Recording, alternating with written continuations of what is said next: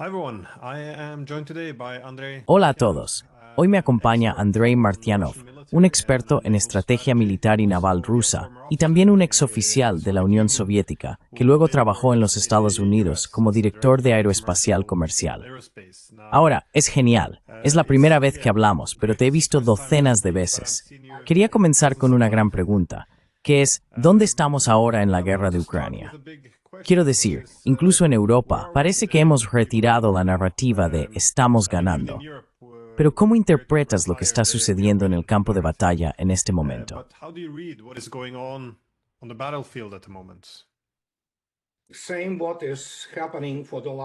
Lo mismo que ha estado sucediendo durante los últimos 3 años, que es básicamente la aniquilación física de lo que hoy es un ejército completamente de la OTAN. El ejército ucraniano, o lo que queda de las Fuerzas Armadas de Ucrania, está completamente armado y suministrado por la OTAN, y los rusos están haciendo lo que han hecho durante los últimos 3 años, simplemente matándolos. Lamento ser muy directo, pero eso es lo que es. Y básicamente, eso es lo que está sucediendo. Estamos en la fase de arreglo del conflicto, que por supuesto ha sido perdido militarmente por el Occidente combinado. Ya se perdió en 2023. Es solo una cuestión de cómo Occidente intentaría evitar la humillación y las consecuencias que observamos hoy. Pero es lo que es.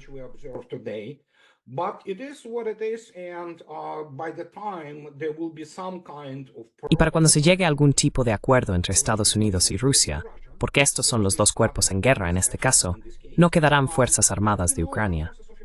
Lamento ser directo, pero es lo que es. Los restos de la mano de obra de Ucrania también serán aniquilados. Al final, para los rusos, es o nosotros o ellos, así de simple. Y sí, incluso en Occidente, ahora entienden que tienen que retirar esta narrativa idiota de que de alguna manera Ucrania está ganando. Así que sí, esa es la fase en la que estamos.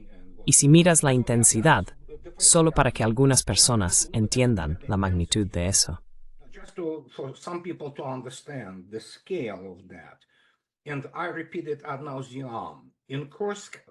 Y lo repetí hasta la saciedad. Solo en el Oblast de Kursk, esta pequeña área, que tenía aproximadamente 412 kilómetros cuadrados, más o menos el tamaño de la ciudad de Nueva York con sus distritos, los planificadores de Ucrania y la OTAN, que la comandan y controlan, mataron a 72.000 tropas ucranianas allí. Destruyeron su ejército de armas combinadas. Y esto es solo una pequeña área de Kursk. Cuando miras lo que se ha hecho a Ucrania por sus principales curadores occidentales, no es que no hubiera apoyo local para eso. La nación básicamente está siendo destruida. Y el país de Ucrania, lo que quede de él al final de todo el asunto, tendremos que esperar y ver.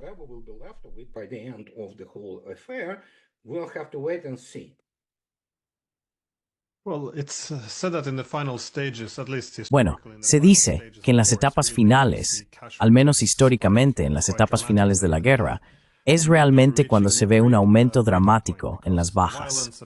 Y me pregunto si estamos llegando a un punto de quiebre, porque la violencia, al menos las bajas, parece haberse intensificado dramáticamente. Al ver los videos que salen de Chasiv Yar, Kursk, es bastante espeluznante ver la cantidad de muertes y equipos quemados. ¿Ves un punto de quiebre o cómo puede continuar esto?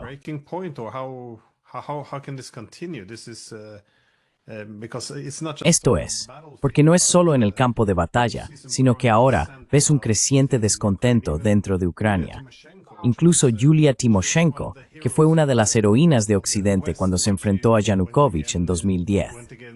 Pero incluso ella ahora está siendo muy crítica cuando escucha, por ejemplo, al jefe de inteligencia alemana argumentar que necesitamos mantener la guerra durante otros 5 años para lanzar más ucranianos a esto, para poder armarnos.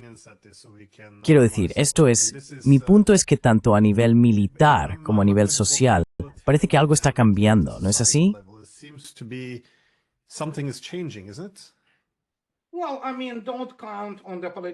Bueno, quiero decir, no cuentes con un cambio político en Ucrania, a pesar de que hay muchas personas que no solo están en lo que solía ser Ucrania, que tienen miedo. No hay duda de ello. Hay un aparato de seguridad severo allí. Te matan si planteas cualquier tipo de objeción a lo que es esencialmente una política perturbadora por parte del régimen de Kiev. Pero debes tener en cuenta que el régimen de Kiev ahora se maneja desde Londres. Quiero decir, hay algunas partes que están básicamente controladas por Estados Unidos, pero Estados Unidos está buscando desesperadamente una salida, porque esa humillación militar, una vez que esté completamente arreglada en términos de los hechos, ya sabes, post factum, si lo deseas, hará que Vietnam y Afganistán parezcan insignificantes. Así que intentan hacerlo.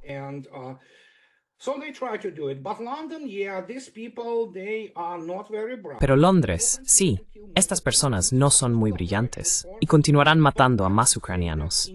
Los rusos lo permitirán, por supuesto, ya sabes. Pero yo diría que en términos del pico, el pico al comienzo del año fue muy alto.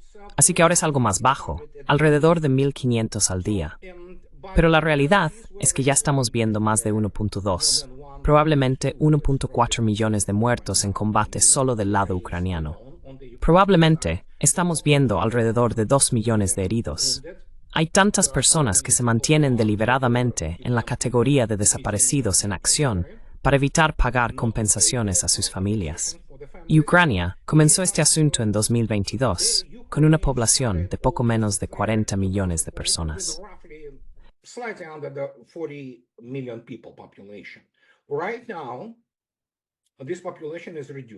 En este momento, esta población, según lo estimado por los pro-Vladimir Putin, Dmitry Medvedev, y personas que están mucho más informadas sobre el tema que yo, es de alrededor de 19 millones.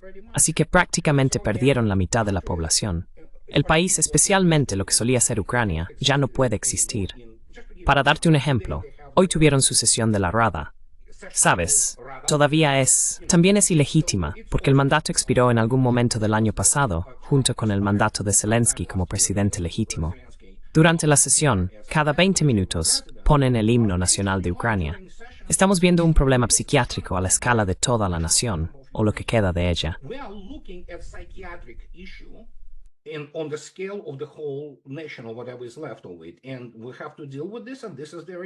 Y tenemos que lidiar con esto. Y esta es la realidad.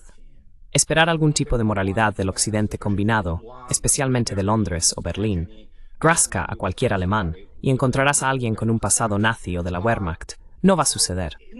Así que los rusos tendrán que matarlos a todos. Entiendo que suena brusco, suena absolutamente insensible, pero es lo que es. Esos tipos, quiero decir, tienes que entender que esas personas están en la OTAN, incluidos los Estados Unidos. Esos viejos abogados, ya sabes, los politólogos y demás, pensaban que sabían lo que es la guerra. No lo saben, nunca lo supieron. Como resultado, nos enfrentamos a lo que tenemos hoy, el evento del medio milenio, históricamente hablando. Y no entendieron que estaban lanzando a Occidente, no solo a Ucrania, a su picadora de carne.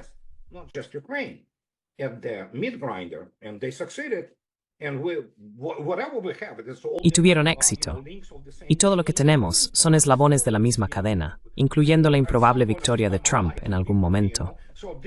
Así que, todos estos son tipos de cosas específicamente vinculadas, como lo fue el resultado político de la Segunda Guerra Mundial en 1945, a los campos de batalla del Frente Oriental, si se quiere. Así que fue el Ejército Rojo el que esencialmente dio forma al resultado global, aunque a los historiadores occidentales les encanta ignorarlo.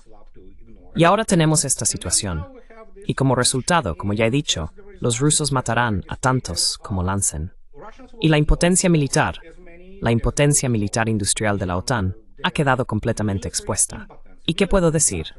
No puedo discutir con eso. Esta es mi tesis, de la que he estado hablando durante los últimos más de 10 años.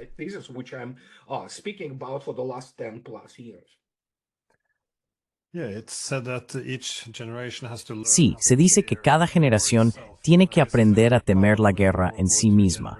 Y supongo que es un problema clave con la generación de la Segunda Guerra Mundial que está desapareciendo. Esa generación que realmente aprendió a temer la guerra y evitarla se ha ido verdaderamente. Y hemos sido reemplazados por una nueva generación que realmente no tiene tanto respeto por el horror que conlleva. Mencionaste que los estadounidenses están buscando su salida. Pensé que esto era interesante porque hace más de 2 años, es decir, en enero del 23, el ex jefe de todo el ejército alemán, la Bundeswehr, Harald Kuchat, el general, advirtió que la guerra, que según él había sido provocada por la OTAN y la paz saboteada por los estadounidenses y británicos, ya se había perdido.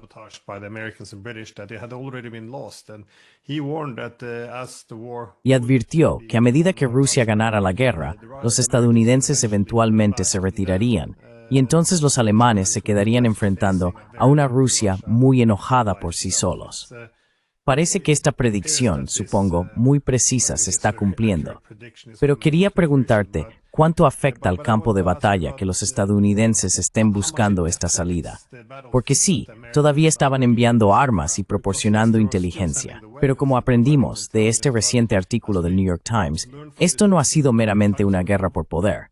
La medida en que Estados Unidos ha dirigido toda la guerra desde el principio desde Alemania ha sido prácticamente una guerra de Estados Unidos o de la OTAN con soldados europeos y ucranianos.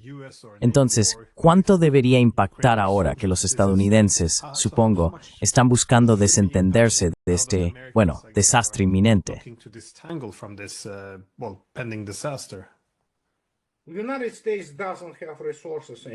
Estados Unidos ya no tiene recursos para apoyarlo de manera significativa. El único recurso que importa, a los rusos les encantaría si entre, por ejemplo, detener los suministros militares de lo que sea que Estados Unidos pueda proporcionar ahora y apagar el ISR, inteligencia, vigilancia y reconocimiento, los rusos optarían gustosamente porque se apague el ISR. El resto de lo que se encargarán es, no fácilmente, pero se encargarán de ello. Ya sabes, destruyendo más y más equipo, lo que sea que les lancen. Si miras las pérdidas generales, este es el conflicto más grande desde la Segunda Guerra Mundial en suelo europeo. Y es, como dice el general Kuhat, uno de los pocos de la Bundeswehr, porque es de una generación antigua, aprendió las cosas correctamente.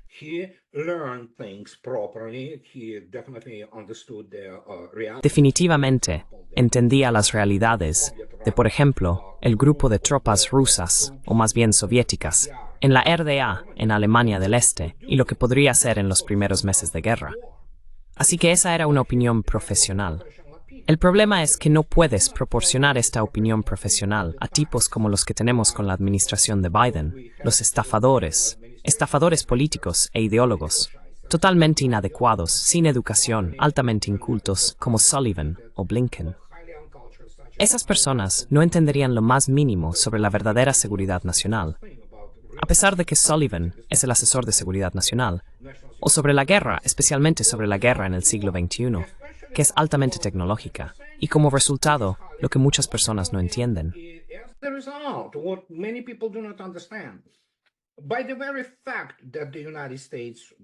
Por el hecho mismo de que Estados Unidos provocó esto, lo cual es absolutamente correcto, Estados Unidos lo planeó y estuvo en pleno mando y control desde el principio.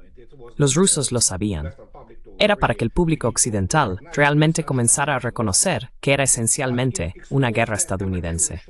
Pero expuso el nivel amateur de planificación operativa, muy estereotipada, rígida y muy poco educada en cómo ven sus hostilidades. Además, por supuesto, se escondían detrás de las tropas principalmente ucranianas. Pero este es el mejor proxy que el Occidente combinado jamás tuvo. Históricamente, nunca hubo uno mejor, porque esencialmente, para el 24 de febrero de 2022, este era el ejército de la OTAN.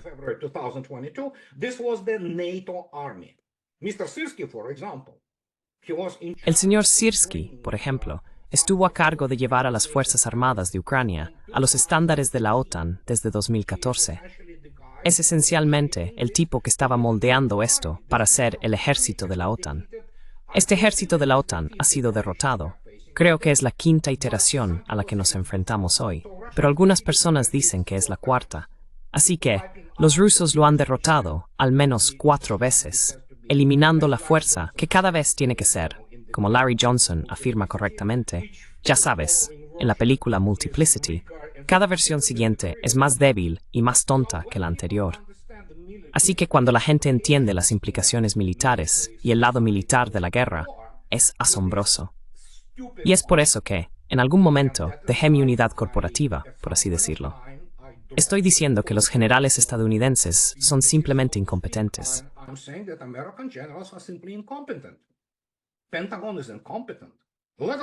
El Pentágono es incompetente, y ni hablar de los europeos. Son una broma. Sus ejércitos, sus fuerzas armadas, son una broma. Y he hablado mucho sobre esto. Escribí el libro, mi último libro, que es La Última Guerra de América. Y cuando miras sus resultados militares y comienzas a ver los números, comienzas a ver los modelos y las dinámicas, es asombroso. Quiero decir, miras a cualquier general estadounidense que haya expresado opiniones sobre esto, comenzando por el comandante supremo en funciones de las fuerzas europeas de la OTAN, el señor Kaboli, y pasando por personas como Petraeus o Kim o quien sea. Esas personas no tienen idea de lo que están tratando. Es asombroso. Es francamente aterrador cuando miras a estas personas que no se les permitiría comandar un batallón en las Fuerzas Armadas rusas. Así de incompetentes son.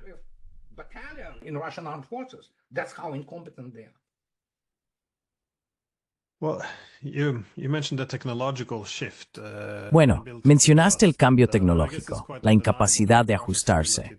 Y supongo que es bastante innegable que la capacidad de Rusia para adaptarse al campo de batalla ha sido muy interesante. Pero uno de los cambios clave ha sido el papel de los drones FPV. Se dice que la artillería seguirá siendo el rey del campo de batalla desde que fue inventada, pero parece haber sido reemplazada por los drones FPV, que son responsables de la mayoría de las bajas. Son muy baratos de producir y no siempre necesitan la misma infraestructura o entrenamiento. ¿Cómo ves este cambio tecnológico impactando el curso de la guerra? ¿Está a favor de Rusia o de la OTAN? Or is it in Russia's favor or NATO's favor? How? Oh no. Rusia, de nuevo, aclaremos las cosas desde el principio. Puedes citarme en eso. La OTAN y los Estados Unidos perdieron la carrera armamentista en cada sector crítico de la guerra en el siglo XXI. Y en términos de opinión, como sabes, la artillería fue, sigue siendo y seguirá siendo el principal poder de fuego, que proporciona el 80% de las bajas. Los drones FPV son realmente buenos, por supuesto, para combatir armaduras que están desprotegidas y cazar cosas ya sabes, incluso como los rusos demostraron, en un entorno de guerra electrónica bastante severo. Así que ahí es cuando los cables ópticos entraron en uso. Es muy difícil interferirlos. Pero el punto es, como con cualquier dicotomía, ya sabes, la espada y el escudo, lo mismo va a suceder ya está sucediendo con los drones FPV. ¿Adivina qué? Los rusos ya han producido seriamente drones antidrones, ¿sabes?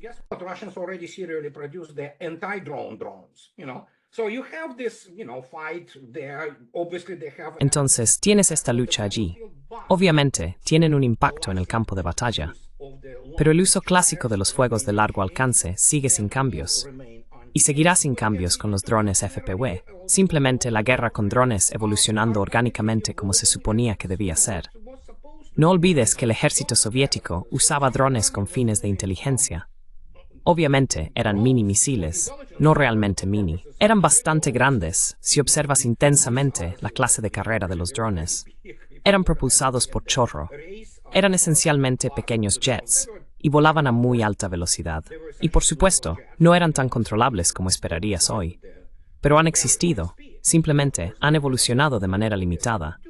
Y debido a que puedes imprimirlos en 3D, este es uno de los artículos que Estados Unidos y Europa proporcionan a los ucranianos, las impresoras 3D.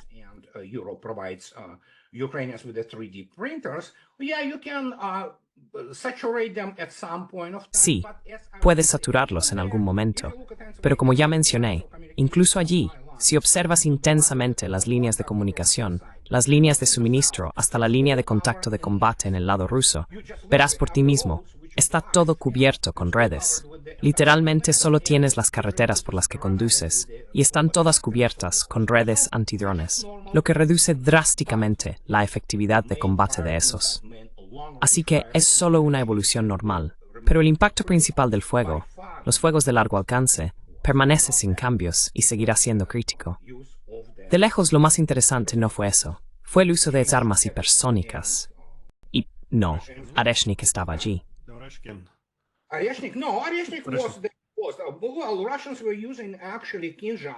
Los rusos estaban usando en realidad el Kinzhal, que es un arma hipersónica, un misil balístico lanzado desde el aire, y por supuesto el 3M-22, Sirkon, que es un misil de ataque antibuque y terrestre, a Mach 10.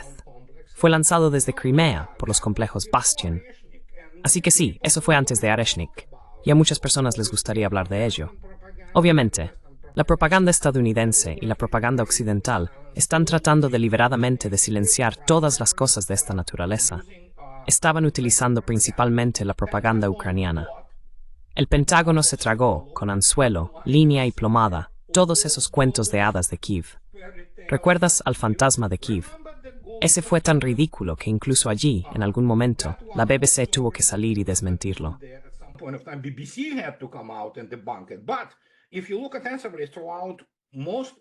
Pero si observas intensamente a lo largo de la mayor parte de la operación militar especial, los medios occidentales y los expertos occidentales estaban utilizando propaganda ucraniana y propaganda de USAID, que fue financiada, por supuesto, como sabemos ahora, cuando Trump comenzó a desmantelar este establecimiento, por así decirlo. La realidad es que las armas hipersónicas tuvieron un impacto increíble. Y luego, por supuesto, Areshnik mostró que Europa debería ser sensata, ya sabes, y se podría hacer sin el uso de armas nucleares. Podemos decir ahora que en su efectividad y poder de combate, el impacto del uso de esas armas hipersónicas se está acercando al de las armas nucleares. Esa fue la verdadera revolución, aparte de otras cosas de las que es largo hablar. Pero sí, Occidente quedó expuesto.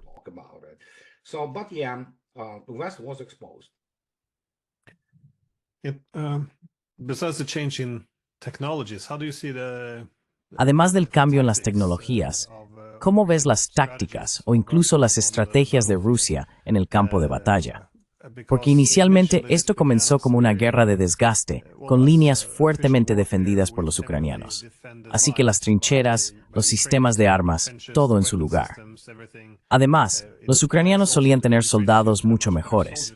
Creo que lanzaron a muchos de sus mejores combatientes en el caldero de Kursk. Pero, ¿cómo han cambiado las tácticas reales en el campo de batalla? Porque ahora estamos empezando a ver más indicios de un poco más de guerra de maniobras, o nuevamente, esta gran ofensiva de flechas.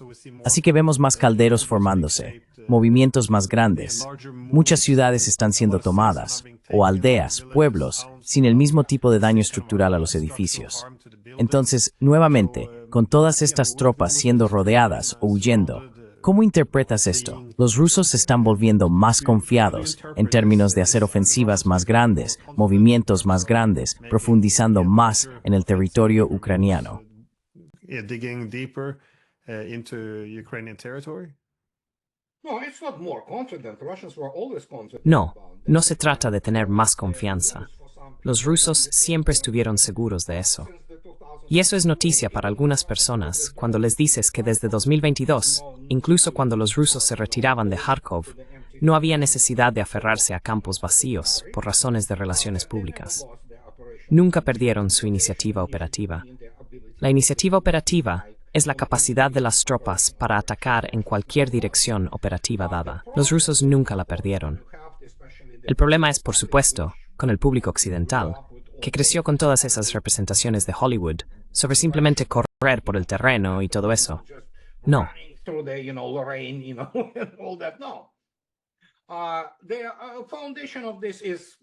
La base de esto es la clásica Segunda Guerra Mundial, la Gran Guerra Patriótica, y está, por supuesto, en las obras de probablemente uno de los estrategas más importantes de nuestro tiempo, Alexander Svechin, quien rechazó absolutamente, por ejemplo, las ideas de Iserson y Tukhachevsky sobre el golpe aplastante y cosas de esta naturaleza.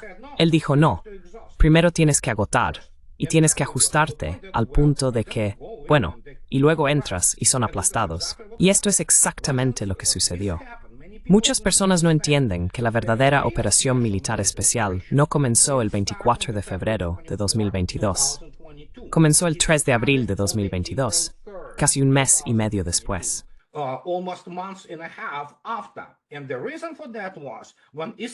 Y la razón de eso fue cuando las negociaciones de Estambul fueron saboteadas por Estados Unidos, a través de este payaso, Boris Johnson, quien básicamente llegó y dijo no, vamos a apoyarlos. Vamos a, ya sabes, proporcionar todo, incluyendo mando y control. Así que las negociaciones se rompieron. Fue entonces cuando los rusos se dieron cuenta de que no se puede negociar con estas personas. Así que, está bien, comienza la guerra. Y de nuevo, lo repito muchas veces, lo repetiré de nuevo. Y una gran diferencia entre ficciones, operaciones militar especializadas. Ellos no luchan la guerra, luchan una operación militar especial. They fight special military operation. If Russians would have been fighting war, God forbid. Si los rusos hubieran estado librando una guerra, Dios no lo quiera. Primero, sus bajas civiles habrían sido mucho más altas, probablemente un orden de magnitud mayor, y la cúpula política del régimen de Kiev habría desaparecido muy rápido. Eso es lo que mucha gente no entiende. Los rusos están yendo allí de manera quirúrgica y están luchando en modo de economía de fuerza para reducir sus bajas. Obviamente, los rusos tienen bajas. Mueren, no hay duda de ello, pero la proporción real de bajas es asombrosa. Es de aproximadamente entre 1 a 10, 1 a 12. Así que por cada soldado ruso muerto, Ucrania pierde 10 o 12. A veces es incluso mayor. At some sectors, sometimes it's even higher. So there were whole battalions of Russian. Entonces, había batallones enteros de rusos luchando, por ejemplo, en las áreas alrededor de Donetsk Oblast, donde tenían como 300. 300 significa los heridos. Así que un batallón tiene algunos heridos, y ni un solo Kia, mientras que las tropas ucranianas están absolutamente demolidas. Y sí, se quedarán sin gente muy pronto. De hecho, ya se están quedando sin gente. Tienes a jóvenes de 18 años, incluso de 14 años han sido capturados, y formaciones de mujeres, como compañías formadas por mujeres. Así que ahí lo tienes. Eso prácticamente te dice todo lo que necesitas saber. There you go. That's pretty much tells you everything you need to know. So the Entonces, la suposición inicial era que la guerra terminaría en el campo de batalla, simplemente porque no había diplomacia y nadie quería hablar. Rusia dijo que consideraba esto una amenaza existencial. Los ucranianos también impusieron una prohibición de negociar realmente con Rusia. Los países de la OTAN también impusieron un boicot a la diplomacia. Así que parecía que esto iba a terminar en el campo de batalla de una manera bastante espantosa y brutal.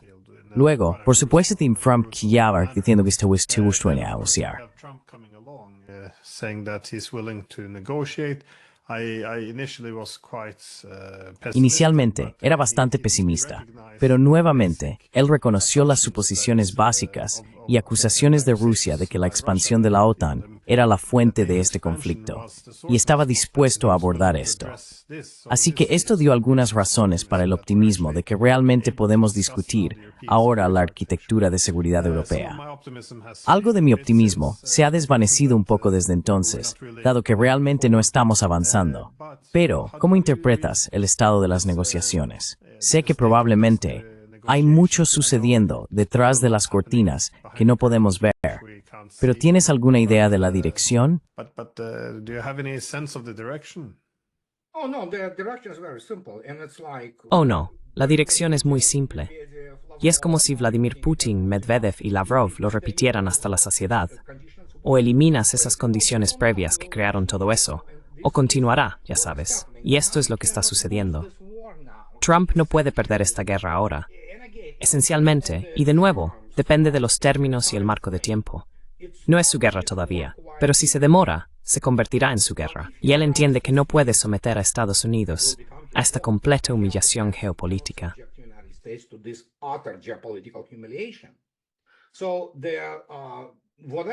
Entonces, sea lo que sea que Estados Unidos y Rusia estén discutiendo ahora, el único valor, por así decirlo, la única cosa tangible que Rusia puede ofrecer a Estados Unidos en este momento, el resto no es negociable, realmente. Es ya sea proporcionar algunos huesos, por así decirlo, lanzar algunos huesos a Trump como este. Ya sabes, recuerda, el alto el fuego, ya sabes, en objetos energéticos, que por supuesto se rompió inmediatamente. El día 17 expira y el resto de la estructura energética de Ucrania será demolida. Pero al menos hay algunos huesos, por así decirlo, para mostrarle que sí, entendemos tu posición. Te damos esto, así que es como más adelante. Puedes alimentarlo a estos medios estadounidenses imbéciles, especialmente a todos esos del establishment, principalmente controlados por el DNC.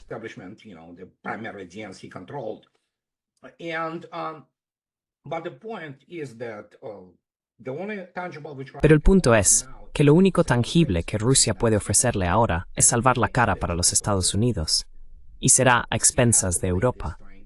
Así que tiene que jugar esta triangulación. Está jugando, por supuesto, contra las fuerzas globalistas arraigadas, que están principalmente en Bruselas y Londres, entre otros lugares. Situacionalmente, en este sentido sí, podemos decir que los estadounidenses y los rusos se supone que son algo así como, ya sabes, aliados, si lo deseas, o al menos socios. Porque en Estados Unidos, el prestigio está en juego, a pesar de que ya ha perdido la guerra. Pero los rusos pueden hacer este favor y decir que, oh sí, no fue Trump quien perdió la guerra, fue la administración anterior. It's not Trump who lost the war. This was the previous administration. And if he doesn't understand it and doesn't move in that direction, Y si él no lo entiende y no se mueve en esa dirección, va a ser, siempre se decide en el campo de batalla. ¿Sabes? Recuerda a Zhou Enlai en 1954, el primer ministro de China, quien afirmó, reformulando una famosa frase de Clausewitz, que la guerra siempre es la continuación de la política por otros medios. Así que él lo reformuló y dijo que la diplomacia es una continuación de la guerra por otros medios. Y lo que tenemos aquí es solo humo y espejos. Pero la realidad es que siempre está impulsado por el campo de batalla. Siempre. Siempre está impulsado por el campo de batalla. Siempre está impulsado por la economía real y su tamaño, la economía productiva industrial, que define todo. Y tenemos el resultado en nuestras manos hoy. and we have the result on our hands today. ¿Cómo ves los cálculos entonces por parte de Moscú? ¿Crees que Rusia quiere un acuerdo político o prefiere resolver esto en el campo de batalla para asegurarse de que todas sus condiciones para un acuerdo posguerra puedan ser dictadas por Moscú? Porque supongo que, por un lado, puedo ver por qué Rusia preferiría llegar a un acuerdo, especialmente con los estadounidenses, sobre la arquitectura de seguridad europea. Por otro lado, no parece que al menos los europeos estén dispuestos a cumplir con las demandas rusas.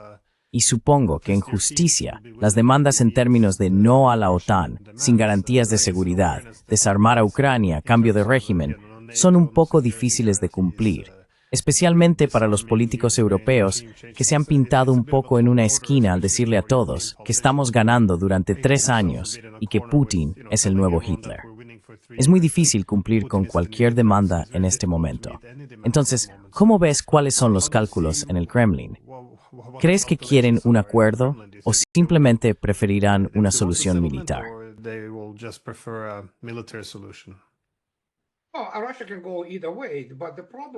Rusia puede ir en cualquier dirección, pero el problema con Occidente es que no es capaz de llegar a acuerdos.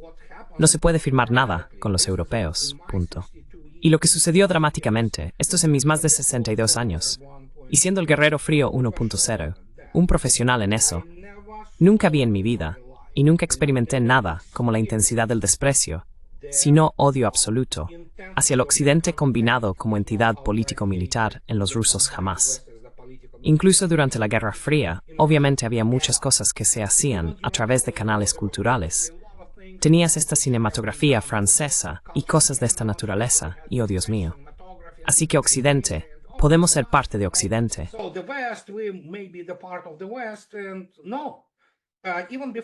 Y no, incluso antes de la guerra, o incluso Novaya Gazeta, que es un agente extranjero nada menos. Así que, esencialmente, si son un agente extranjero, están financiados por USAID, la CIA y el MI6. Pero incluso ellos no pueden, ya sabes, ocultar esto.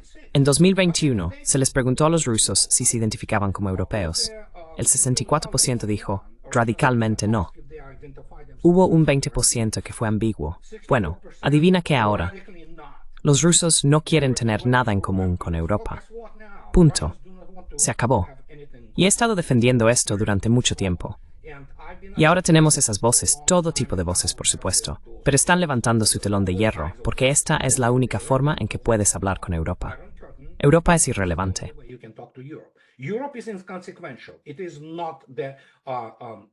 No es el tema de las relaciones internacionales. Es un objeto. Debido a su, algunas personas todavía creen que, ya sabes, si cuentas esos números inflados y en su mayoría ficticios del PIB, que Europa de alguna manera es, oh Dios mío. Bueno, la realidad es que no tiene recursos para ser parte de la verdadera carrera armamentista. No tiene recursos, y los rusos, por primera vez en la historia, están comenzando a vivir mejor que los europeos. Eso es lo sorprendente, ya sabes, para muchas personas. Y como tal, Europa es absolutamente incapaz de llegar a acuerdos. Los rusos entienden que la principal fuerza impulsora fue Estados Unidos, y por eso hablan con Estados Unidos. No están interesados en la participación europea de ninguna manera.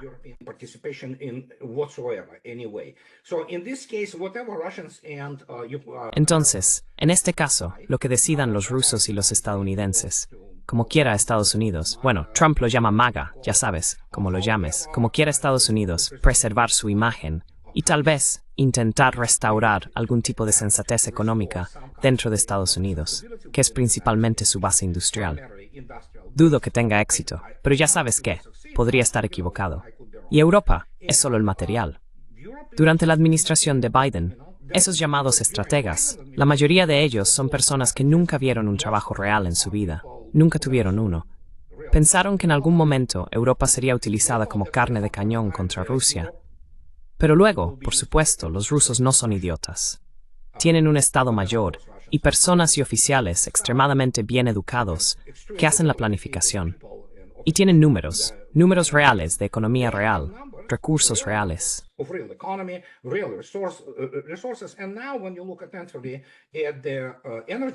Y ahora, cuando miras la situación energética, no hay nada que suceda en la civilización sin energía, punto. No hay industria, no hay desarrollo. Europa no tiene nada. A menos, por supuesto, que Estados Unidos quiera vender, lo cual ya está haciendo a 3 veces el precio, todo ese gas natural y petróleo. Y así, como resultado, tenemos lo que tenemos. Europa se está volviendo irrelevante. También se volverá mucho más pobre. Ya está sucediendo, especialmente cuando miras a Alemania. Bueno, Francia es un país desastroso ahora, especialmente para las personas que van a París o Marsella. Se sorprenden por lo que ven. Y esta tendencia continuará.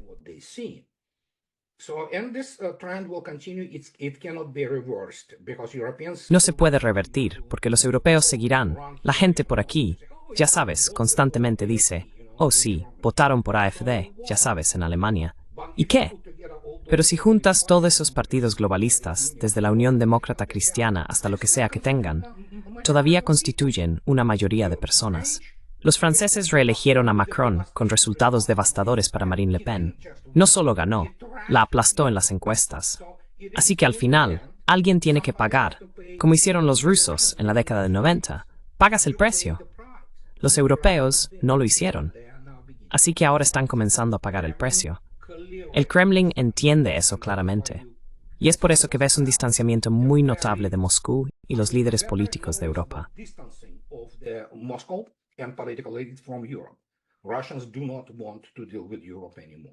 Los rusos ya no quieren tratar con Europa, punto. Tienen que tratar con Estados Unidos. Estados Unidos sigue siendo la superpotencia económica y militar, aunque menos impresionante de lo que era. Pero aún así, tienes que tratar con ellos. Hay muchas armas nucleares, y hay diferentes tipos de enfoques para la configuración de seguridad, especialmente entre superpotencias nucleares, que pueden aniquilar el mundo varias veces. Así que tienen que comunicarse. Tienen que encontrar un modus vivendi. Los rusos están abriendo sus brazos a los europeos normales, que mantienen valores tradicionales y que valoran sus raíces cristianas de la civilización europea. Pero ya sabes, mucha gente se lo perdió hace unos 3 meses, creo, tal vez 4.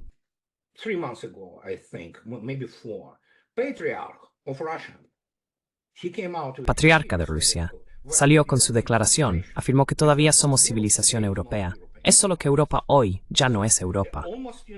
Así que casi ya sabes, con esta famosa frase sobre que habrá, ya sabes, 2 Romas, Rusia es la tercera, quiero decir, Moscú es la tercera, y no habrá una cuarta. Es solo que, al mirar esto, Dios mío, es algo correcto ahora, ya sabes. Y eso es lo que tenemos. Tenemos el cambio geopolítico en una escala tectónica, tal que nunca vi algo así. Pensé que el colapso de Unión Soviética, que apenas sobreviví, fue algo especial. Dios mío, lo que tenemos ahora es literalmente una sacudida global. Esto es lo que estamos presenciando.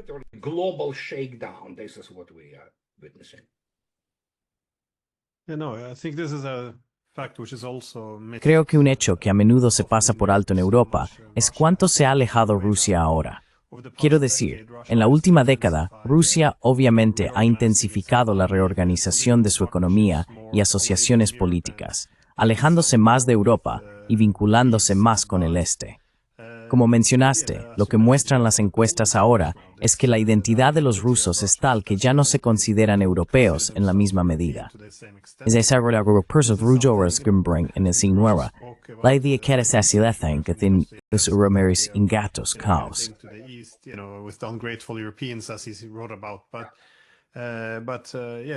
Solía trabajar como profesor en la Escuela Superior de Economía, Vishka, y recuerdo a nuestros estudiantes. Todos estaban aprendiendo idiomas asiáticos, ya sea japonés, chino o coreano. Realmente se están preparando para este nuevo, supongo, mundo post-europeo. Y creo que esto es lo que mucha gente está pasando por alto, que una vez que esta guerra termine, la idea de que Europa puede poner todas las condiciones para restaurar las relaciones con Rusia, la idea de que Rusia no quiere nada más que ver con Europa. Y no solo por la guerra, sino por un desprecio general. Y creo que incluso ahora se ve esto desde los Estados Unidos. Por supuesto, J.D. Vance siendo la encarnación de ello, pero claramente es un desprecio más amplio.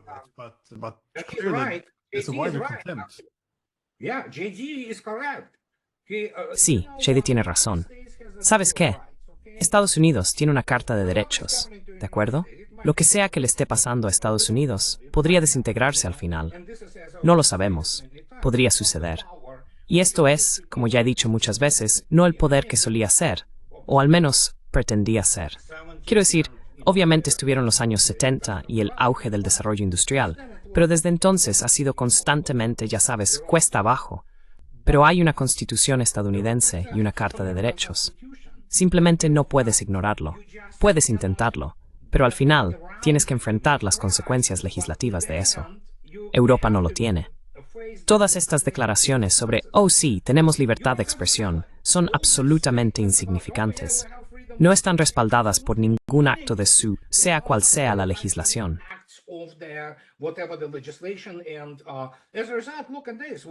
Y como resultado, mira esto. ¿Qué tenemos? Y esto no quiere decir que Marine Le Pen de ninguna manera sea, ya sabes, ella es tan globalista como Macron. Ella es un animal político. Diría y haría lo que fuera necesario para ser elegida. Pero el punto es, sí, la metieron en la cárcel. Mira a Georgescu. Entonces, Bruselas intervino. Se está convirtiendo en 1984. El Reino Unido se ha ido hace mucho tiempo. Se está convirtiendo en una nación del tercer mundo. Están a punto de perder la última planta metalúrgica. Y esta es una nación del G7 sin una industria metalúrgica. ¿Cómo es posible? ¿Cómo puede ser esto? Quiero decir, es increíble. Oh, venden derivados. Son buenos, ya sabes. Así que como ellos... Bueno, los Países Bajos obviamente cuentan la prostitución y el tráfico de drogas como parte del PIB. Así que eso es en lo que se ha convertido Europa. Y es un espectáculo de rarezas.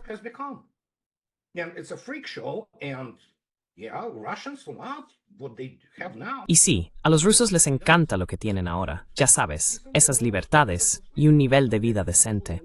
Si no fuera por las guerras y la interferencia occidental, los rusos reconocen lo más importante. El mundo habría sido aún mejor. Al final, es el resultado económico, ya sabes. Y cuando van a París, o incluso algunos estadounidenses, sé que el juez napolitano recientemente, cuando fue a Moscú, quedó asombrado. Y de nuevo, no es solo Moscú. Es prácticamente todas las principales ciudades rusas. Se ven limpias, seguras, modernas y cosas de esta naturaleza. La gente comienza a enterarse de ello. La información viaja extremadamente rápido hoy en día. YouTube, nos comunicamos por Internet. Hubo tiempos en que tenías palomas mensajeras, ya sabes, esperando la respuesta durante varios días al menos.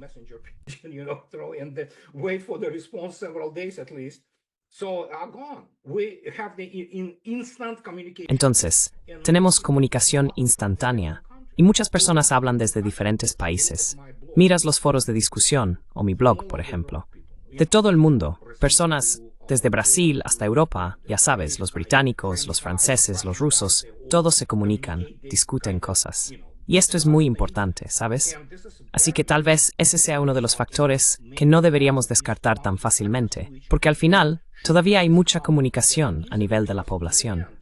Pero los rusos, tienes toda la razón, no quieren ser asociados con la Europa moderna, mientras mantienen, por supuesto, una perspectiva cultural que es definitivamente europea, sin duda alguna.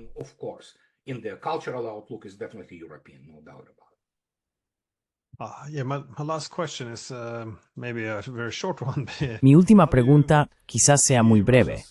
¿Cómo ves la disposición de Rusia para hacer compromisos? Ahora, obviamente la cuestión de la OTAN no está escrita en piedra, pero cuando se trata de desmilitarizar Ucrania o un cambio de régimen, ¿ves alguna? Supongo que si los rusos tuvieran que hacer un compromiso o pudieran ser atraídos, por ejemplo, por una oferta de recrear la arquitectura de seguridad europea, ¿dónde crees que sería posible? ¿Serían las fronteras territoriales, administrativas? ¿Cómo crees en dónde ves posibles compromisos?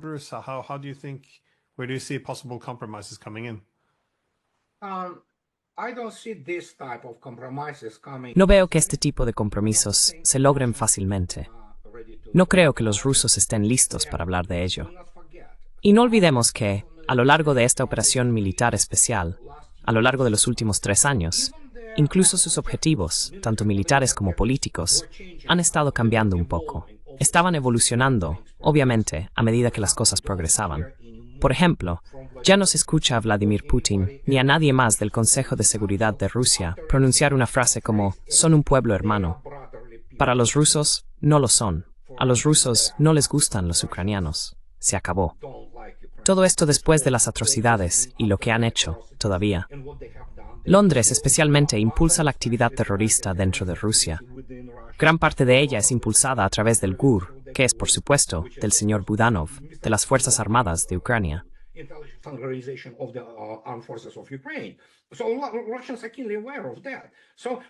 Entonces los rusos son muy conscientes de eso. Así que cuando literalmente Europa está detrás de eso, y los Estados Unidos, ¿qué tipo de relaciones esperarías? Los rusos no confían en ello. Sin embargo, creo que podría haber una salida, si se quiere, políticamente, de tal manera que, de acuerdo, acordamos algún tipo de compromiso político ahora, pero será un compromiso tan temporal que puramente en un tipo de arreglo diplomático y de derecho internacional, será inevitable que Ucrania quede completamente rota con Kiev y algunos oblasts alrededor de ella, permaneciendo como Ucrania. Pero eventualmente, sabemos que Odessa y Mykolaiv declararán su independencia de manera muy similar a como se hizo con las repúblicas del Donbass. Y luego, por supuesto, los rusos lo manejarán diplomáticamente para no humillar a los Estados Unidos de inmediato.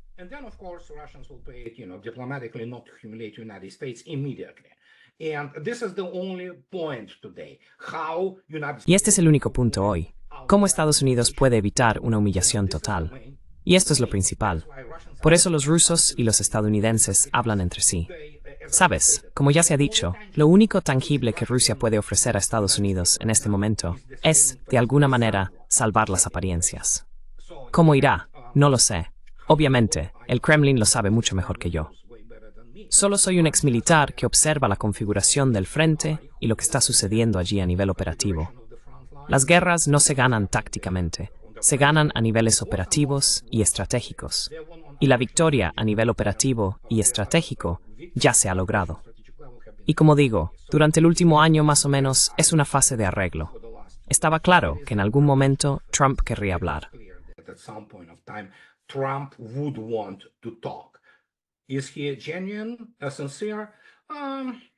Es genuino, sincero.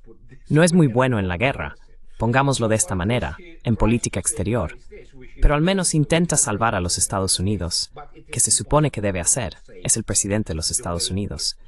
Pero es imposible salvarlo de la manera que él quiere. Simplemente no es viable, punto. Y por eso el presidente de Rusia, ¿cuántas veces tiene que decirlo? Hasta que no se eliminen las causas raíz, no habrá compromiso. Y eso es lo curioso. Y entiendo que para ti como europeo, probablemente no sea agradable escucharlo. Pero Europa, aquí no importa. Se trata de dos grandes perros, y Europa perdió. Perdió mucho. Quiero decir, si lo piensas, y especialmente después de lo que estaban haciendo, se volvieron aún más locos y desquiciados que incluso los Estados Unidos. Y los rusos no quieren tratar con Europa.